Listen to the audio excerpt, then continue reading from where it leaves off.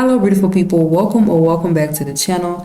In today's video, I want to show you guys how you can add an image background and make it sticky to the screen. That way on scroll, the image is still and it doesn't move, but the text that sits on top of it moves, as well as the other sections that are above and below it actually overlaps the image.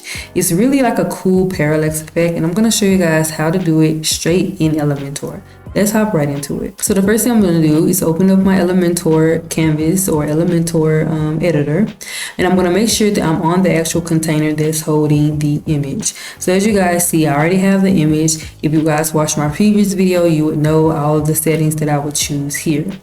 So by default, this one right here, as I also stated in my previous video, was that the attachment will be on default. Default will look just like this, basically where the background image just moves with the rest of the page as you scroll. But to get a more parallax effect, what you want to do is, again, make sure you're on your container. Underneath that background image, for the attachment, you want to choose fixed. Now if you close it, you will see that the image is fixed to the background, meaning it will not move. And as you scroll, everything else will just scroll but the image. And that's how you get that cool parallax effect.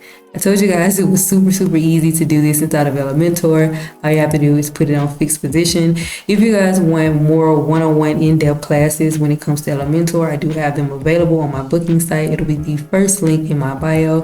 And if you guys are interested in seeing more Elementor tutorials, be sure to subscribe and comment down below if this video was helpful. I will see you guys in the next one.